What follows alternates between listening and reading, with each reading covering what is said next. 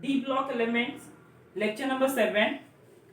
First of all, what is the position of the elements in the D block? They are present, the elements which are present in the B group, B, which are present in between the S and P orbit. S and P block elements, they are called as the D block elements.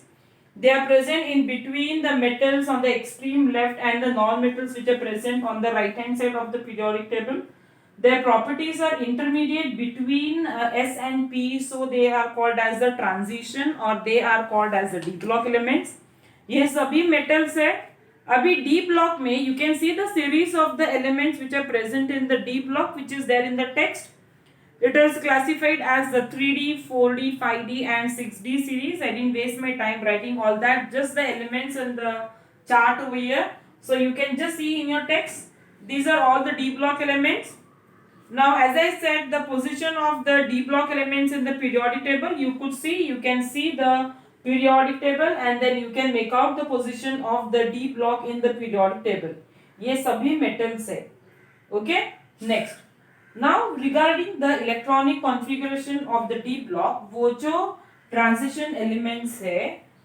Now, the very first is how to again remember the elements, because remembering the elements is a basic thing you have to do in every block. यहाँ पे first, so how you know how to remember the elements? यहाँ पे how to remember the elements? Science teachers very cruel men, fe ko ni ku zen. Many of you might know this.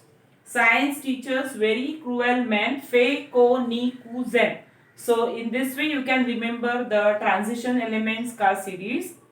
Now, the very first question expected, we have written the electronic configuration of the elements which are present in the D block, like starting from scandium. 3D series ka elements hai. These are all the elements which are present in the 3D series, first transition series, wo elements. Scandium, I'll repeat the elements first. Scandium, titanium, vanadium, chromium, manganese, iron, cobalt, nickel, copper, zinc. Starting from atomic number 21 to 30, these are the elements which are present in the D block. The expected electronic configuration of scandium, argon, उसका atomic number 18 है. So 18 plus 3 is 21. They are the D block elements. D block का maximum capacity is 10. Total 10 elements.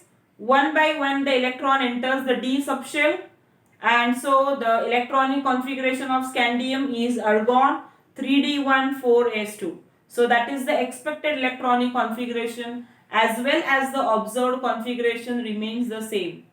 One by one the electron enters the D orbital. So you can see the expected electronic configuration starting from scandium. The last element is zinc. So one by one the electron enters the D orbital. So it is from 3d1 to 3d10. A total group of 10 elements. Again, very easy regarding the electronic configuration for the same.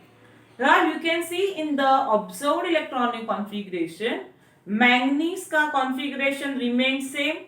Both the expected as well as the observed electronic configuration of manganese as well as scandium as well as zinc. That is, in short, I can say is the first, last and the middle element remain same. Baki everywhere you can see that the configuration difference of for the elements in chromium and copper. I have made a star over there. So you can see the difference in the configuration of chromium and copper, and what is the reason for the difference in the configuration in chromium and copper, and baki everywhere you can see that the configuration is remaining same. So the reason is very simple. Chromium ka when it is 3d4 4s2 and when it is 3d5 4s2, the observed configuration is like chromium ka it is 3d4 and one jagah pe it is 3d5. So which is the most stable configuration? Obviously it is the observed configuration, that is 3d5.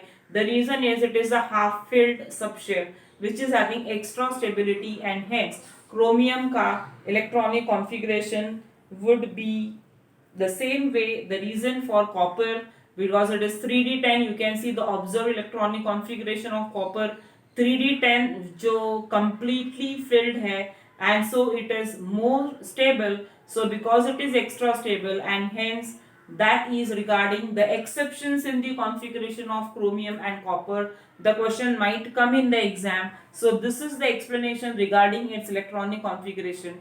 The very first question expected from this lesson is regarding the electronic configuration of the elements, and the next we proceed with the properties of the elements one by one in the next lecture. Okay.